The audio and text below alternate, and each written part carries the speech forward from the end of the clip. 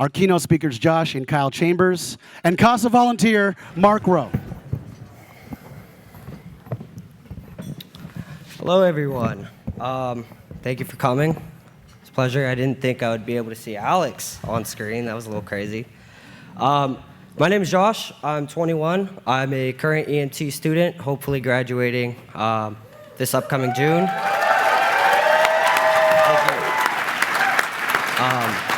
Born and raised here, San Francisco. Sue. Hi, my name's Kyle. I'm 20. I'm currently, I'm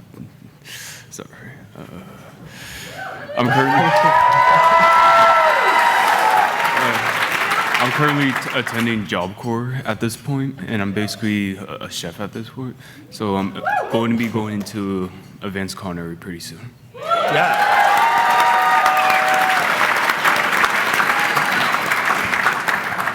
My name's Mark. I'm the CASA for these two gentlemen. I'm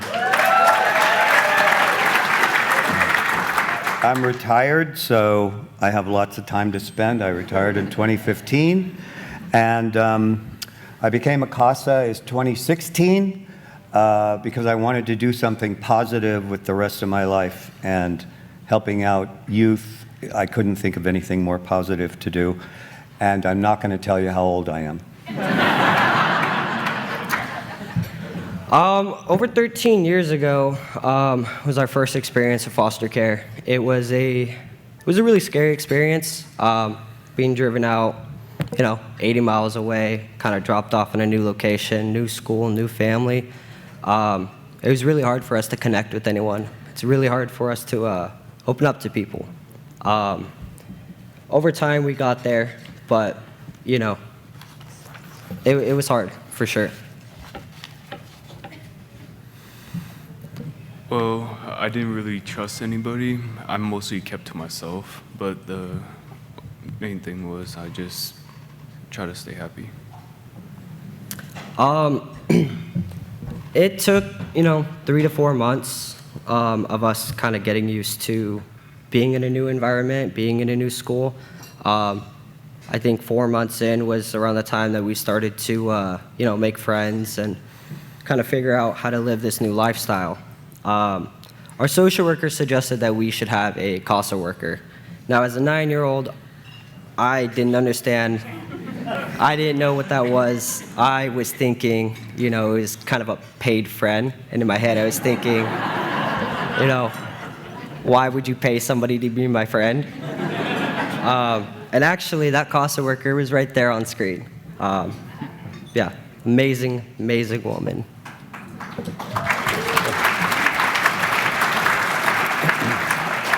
When I first met them, I met them at different times. I met Josh in January of 22, and I met Kyle in June of 23. And we got in the car, and at different times, of course. And I said, you're probably wondering who I am and why I'm here, because there's been a lot of adults in your life coming and going, just telling you what to do. And I'm not one of those. I want to help you any way I can. I want to advocate for you if you'll let me, and help me or let me find for you all the resources that you're entitled to. Everything from health to education and everything in between. Over time, Mark really proved himself. Going back into the system as an 18-year-old with nowhere to go, I just it was hard for me to kind of grasp my situation still. And when Mark came into my life, I was just kind of thinking, well, shit, I feel like if it's what I gotta do, I gotta do it. No, seriously though. Over time,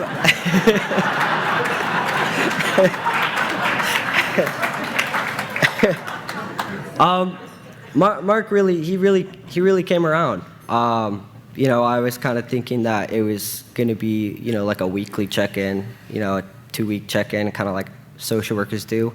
But it was different. Mark really, he pulled resources out of, where, he just kind of...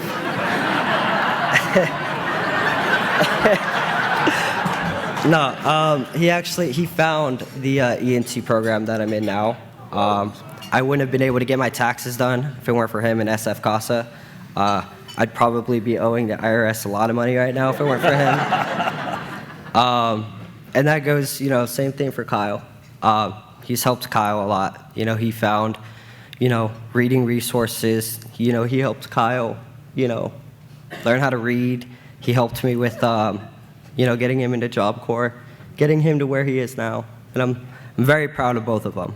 Yeah, you too, Mark. I'm very proud.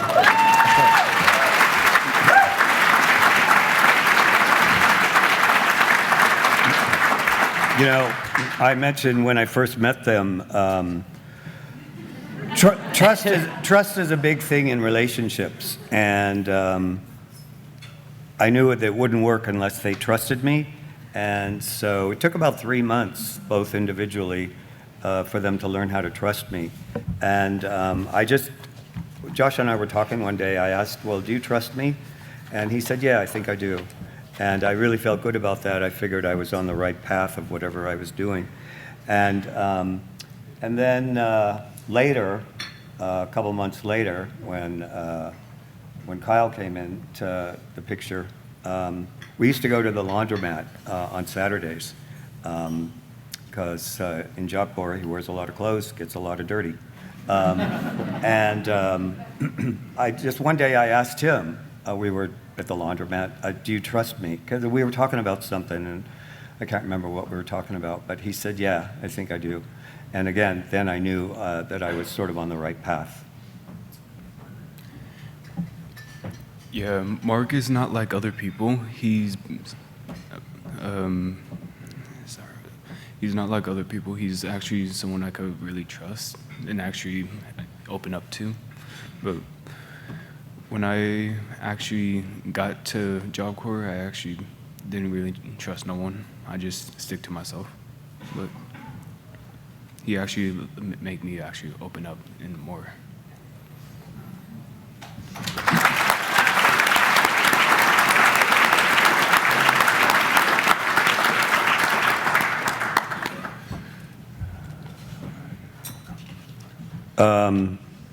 Kyle has really opened up, like he mentioned.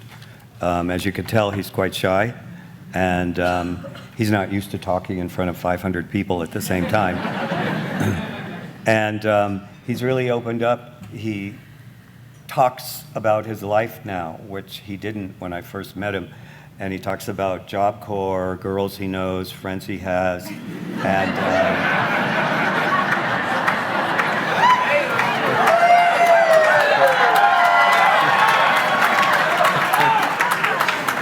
he also talks about the head chef, which is not a fan of his because apparently the head chef tells everybody else what to do in Job Corps and then takes off for the day. So, but he's coming around. Kyle is becoming very successful there. So when I was at Job Corps, I didn't really know what to do when I first arrived there. But when I actually did most of the stuff, it's actually a lot more better.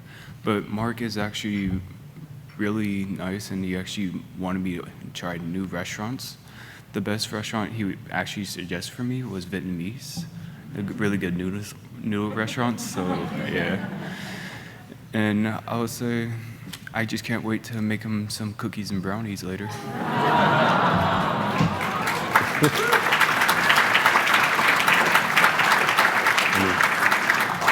If I might interject, I think he skipped to the end. The Vietnamese restaurant is right next to the laundromat.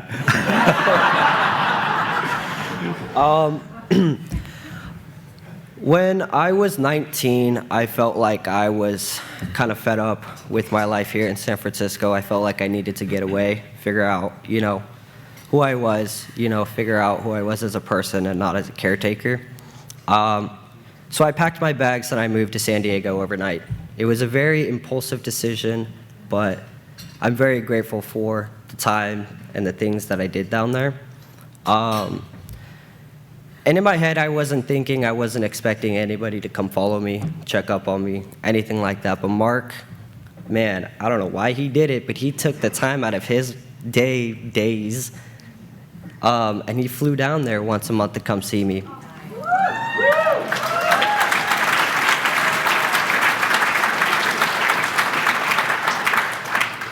It really opened my eyes, especially, to the fact that I've never had somebody do that for me, let alone, someone flying 600 miles away just to come see somebody as hoary as I am,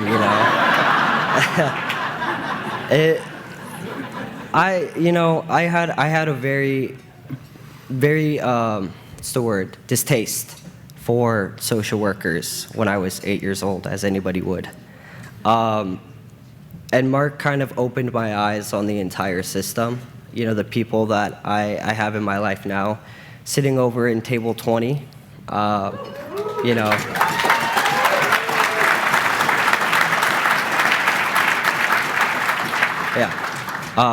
Old social workers, old lawyers, they're still here today in my life. I still contact them. I'm very grateful for them here.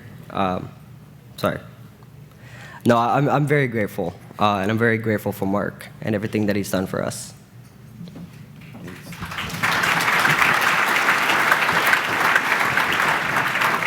Well, when I went down to visit them, the first couple of times, Kyle wasn't there, and then later Kyle moved in. We just used to hang out. Always go eat, that's a good thing to do, to talk and just to hang out. And then I would go around town and see what resources I could find in terms of education and whatnot. But he was already doing the school thing. And so then he had to go to work one day, and I dropped him off. And then later in the day, I came by to have a bite to eat. And it was Morton's Deli. And I told the server, I asked the server, tell Josh I'm here. And so she did, and he came out in this big rubber apron and big gloves, because he was the dishwasher. And then the next time I went in, I ordered some food, and he came out and he served me. And what did you say? I remember saying, "Look, Mark, I'm not a dishwasher anymore."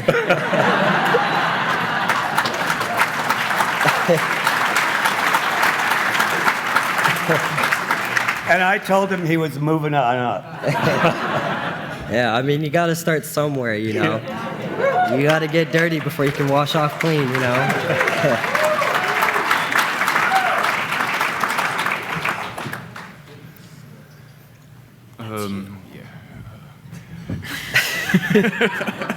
So sorry.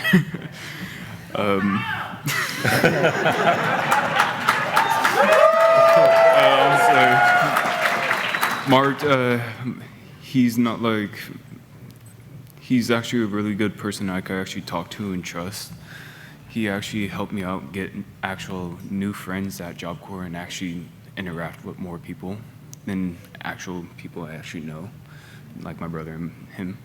So I was ever since I met Mark, he actually helped me open up more than I expected. Yeah.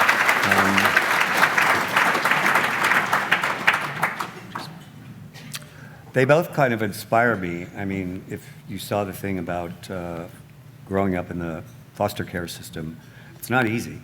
And sometimes I'm not in a good mood, if you can believe that. And Kyle would say, "Don't worry about it, it'll get better." And I thought, where do young people get that knowledge and feeling to say something like that to an old curmudgeon like me? And they're very inspirational, both of them. And I'm really fortunate to have them in my life. Yeah, you got it from me.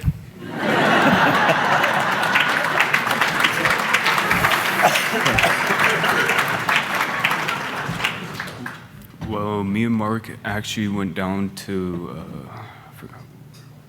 we went to my tutoring lessons down in Berkeley. We went every month to go see Miss Rose, basically. So Miss Rose actually helped me out helped me out to read a lot more better than I actually did. But ever since I attended Job Corps, I would say I've been making more dishes than I actually expected. And so far, I made over 5,000 plus dishes so far.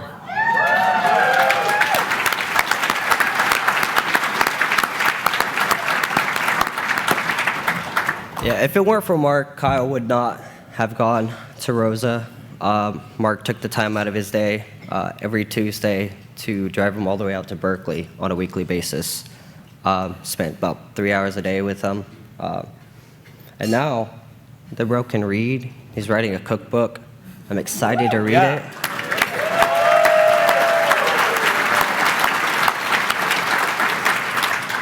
Although I still have to taste it. As I mentioned before, Mark found the EMT Academy that I'm in now. I've told him that it's been something I've been wanting to do for quite a while. I have plans, hopefully, to start an internship with the fire department. And then when I get out of that, hopefully, I'm going to start studying paramedicine.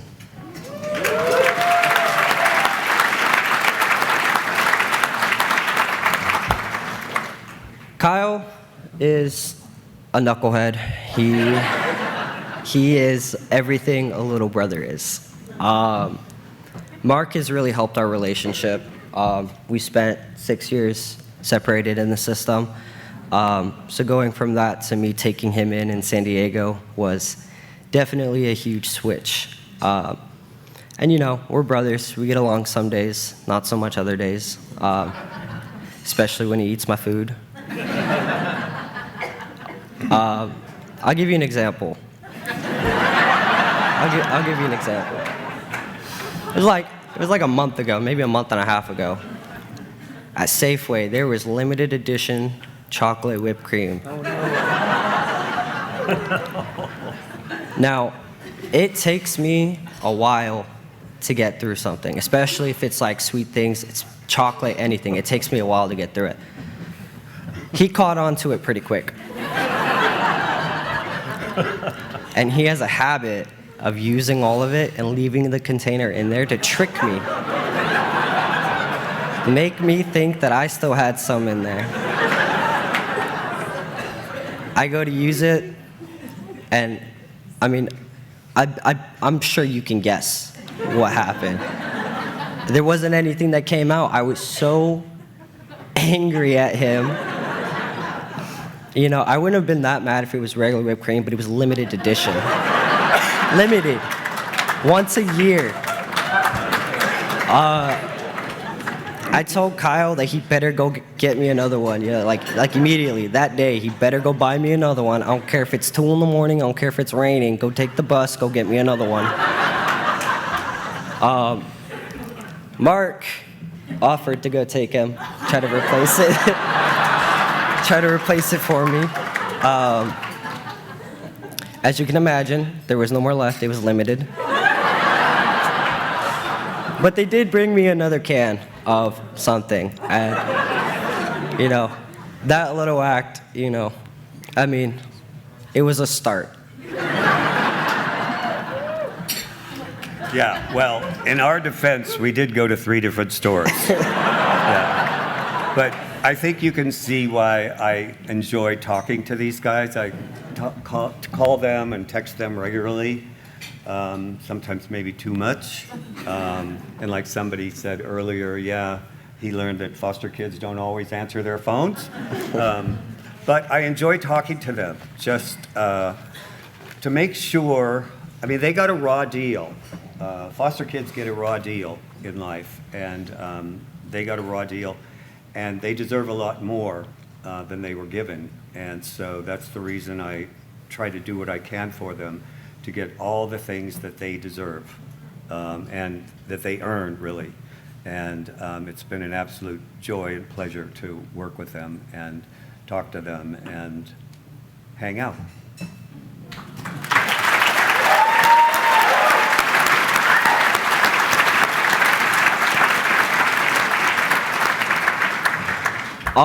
To me, Mark isn't my CASA worker. legally or unofficially. No, I aged out. But he is definitely a close friend now. I call him my grandpa. You know, I mean, what else am I gonna say when we're having like dinner together? You know what I mean? Like, kind of, I mean, come on. No, I go out for lunch with him pretty regularly still. I keep him updated with my academy.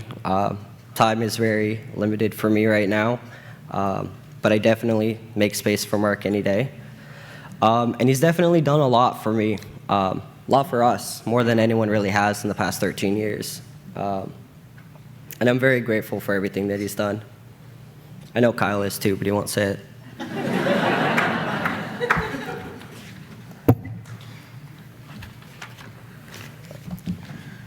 Same with me. Mark is very inspirational, and he very. I can't really. Same with me, but yeah. So. As you can imagine, Kyle doesn't talk much. No, he's a great kid. With my new career as an EMT and hopefully in paramedicine, I'm excited to maybe buy him lunch for a change. Yeah, right?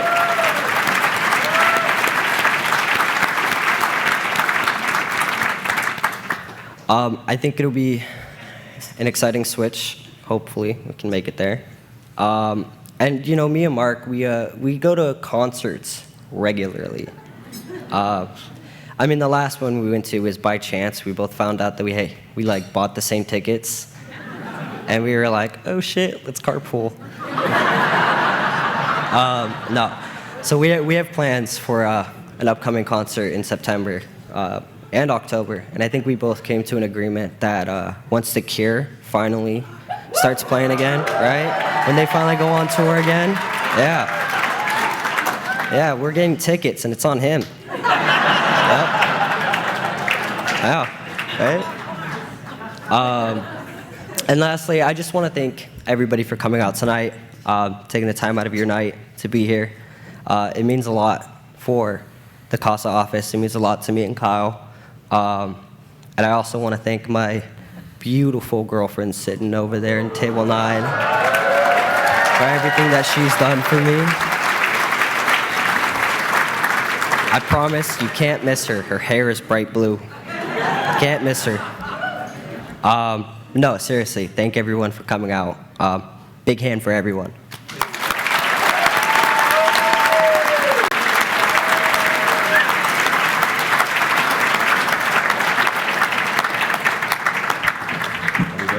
That's it.